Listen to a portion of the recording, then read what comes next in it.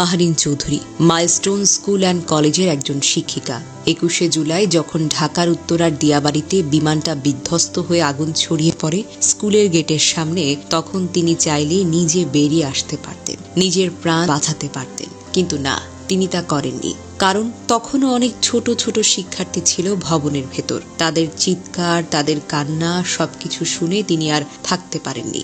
আগুন, ধোঁয়া, আতঙ্ক সবকিছুকে উপেক্ষা করে ছুটে গিয়েছিলেন তাদের উদ্ধারে। প্রত্যক্ষদর্শীরা বলেন তিনি অন্তত 20 জন শিক্ষার্থীকে নিজ হাতে উদ্ধার করেছেন। আর সেই চেষ্টাতেই আগুন ধরে যায় তার শরীরে। 80% দেহ পুড়ে যায় এই শিক্ষিকার। তবুও যেন তিনি থামেননি, হাল ছাড়েননি। পরে তাকে হাসপাতালে নেওয়া হয়। আইসিইউ, লাইফ সাপোর্ট সব চেষ্টা করা হয়েছে। শেষ মুহূর্তে স্বামী মনসুর হেলালকে তিনি এইটুকু বলেছেন, স্কুল ছুটির পর আমি বাচ্চাদের নিয়ে বের হচ্ছিলাম। ঠিক তখনই স্কুলের গেটের সামনে বিমানটি বিধ্বস্ত হয়। সেই ভয়াবহ মুহূর্তে নিজের জীবনের ঝুঁকি নিয়েও তিনি শিক্ষার্থীদের বাঁচানোর সর্বোচ্চ চেষ্টা করেছেন। তবে রাত 10:35 এই সাহস নিয়ে চলে গেলেন না ফেরার দেশে।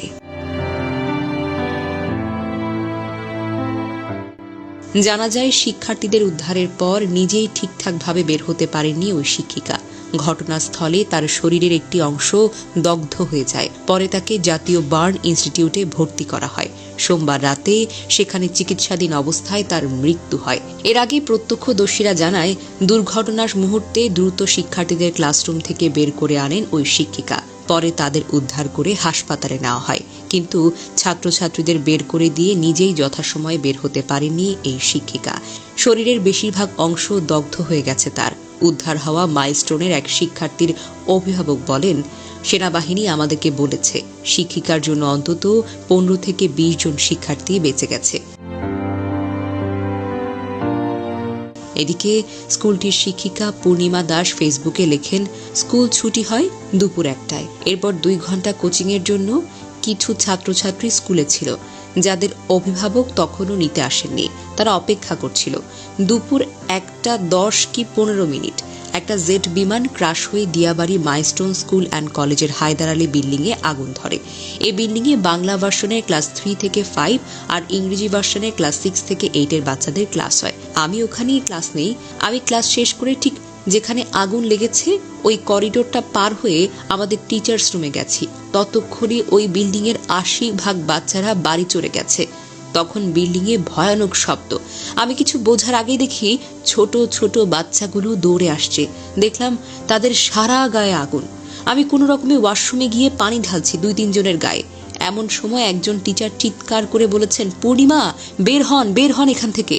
রুম থেকে বের হয়ে দেখি এত আগুন, সমস্ত করিডোরে আগুন।